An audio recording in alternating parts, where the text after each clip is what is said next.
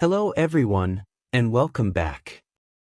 Today we'll discuss refeeding syndrome, an often overlooked but potentially fatal metabolic complication that occurs when nutrition is restarted after prolonged starvation or severe malnutrition. Despite being entirely preventable, refeeding syndrome can rapidly lead to respiratory failure, cardiac arrhythmias, heart failure, seizures, and even death if not recognized early.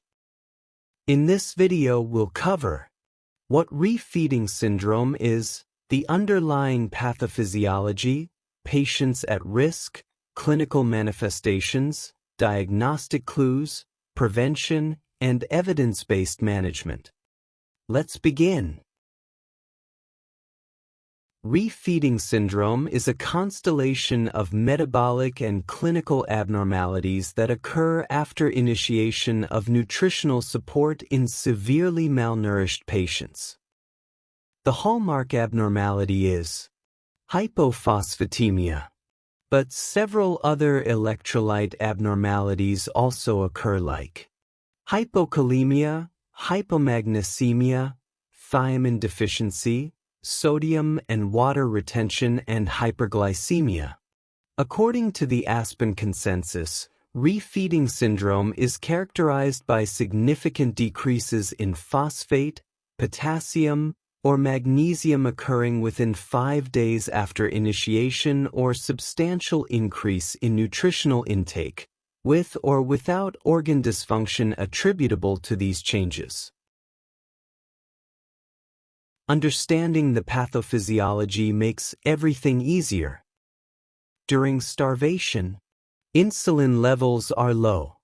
The body switches from glucose metabolism to fat oxidation, ketone production, and protein breakdown.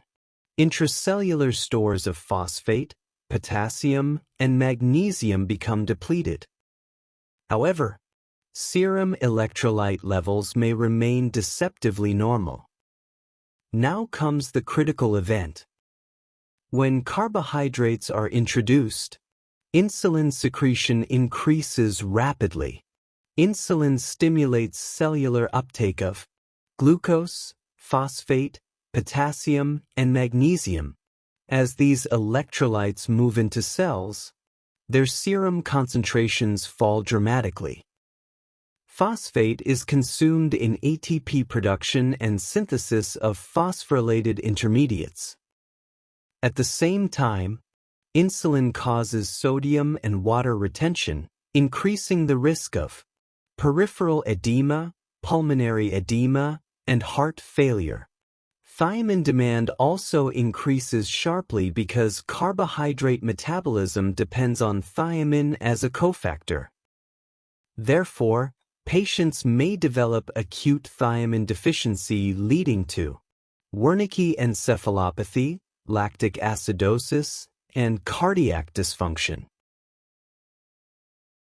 Patients at highest risk include anorexia nervosa, chronic alcoholism, cancer cachexia, elderly patients with poor nutritional intake, patients after prolonged fasting, bariatric surgery patients, chronic gastrointestinal disease, inflammatory bowel disease, chronic pancreatitis, prolonged ICU stay, patients receiving prolonged total parenteral nutrition, and individuals with significant recent weight loss. Think of refeeding syndrome whenever nutrition is restarted after more than 5 to 7 days of inadequate intake, especially in critically ill patients.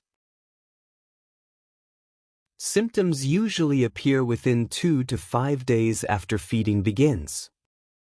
Neurological: weakness, confusion, delirium, seizures, paresthesias. Respiratory: hypophosphatemia causes diaphragmatic weakness leading to respiratory muscle failure and difficulty weaning from mechanical ventilation. Cardiovascular: arrhythmias, QT prolongation, heart failure, hypotension, and sudden cardiac death. Hematological: hemolysis, platelet dysfunction, and leukocyte dysfunction. Musculoskeletal, muscle weakness and rhabdomyolysis. We discussed hypophosphatemia yesterday and hypomagnesemia just prior to that. You can see most of the symptoms overlap with them. There is no single diagnostic test. Diagnosis relies on a history of malnutrition, followed by initiation of feeding, and subsequent electrolyte abnormalities. Monitor: serum phosphate, potassium, magnesium, calcium, and blood glucose. Daily monitoring is recommended during the first several days after feeding starts. Remember, hypophosphatemia is usually the earliest and most important laboratory clue. The best treatment is prevention. Identify high-risk patients before feeding. Correct electrolyte abnormalities before and during feeding. Give thiamine before starting nutrition. Typically, 100 to 300 milligrams thiamine before feeding, then continue daily for several days. Start nutrition slowly. For patients at high risk, begin around 10 kilocalories per kilogram per day. For extremely malnourished patients, even 5 kilocalories per kilogram per day may be appropriate. Increase calories gradually over 4 to 7 days while monitoring electrolytes. Replace phosphate aggressively when needed. Also replace potassium and magnesium. Continue close monitoring of fluid balance, body weight, blood glucose, cardiac rhythm, and signs of fluid overload. Avoid excessive carbohydrate administration during the early phase. Let's summarize. Refeeding syndrome is a preventable medical emergency.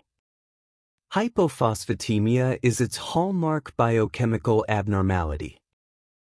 Serum electrolytes may appear normal before feeding despite profound intracellular depletion. High-risk patients must be identified before nutritional therapy. Start feeding slowly, administer thiamine, monitor electrolytes daily, and replace deficiencies promptly.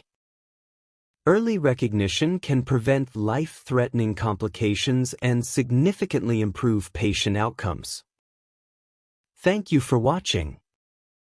If you found this video useful, please like, share, and subscribe for more evidence-based critical care and acute medicine content.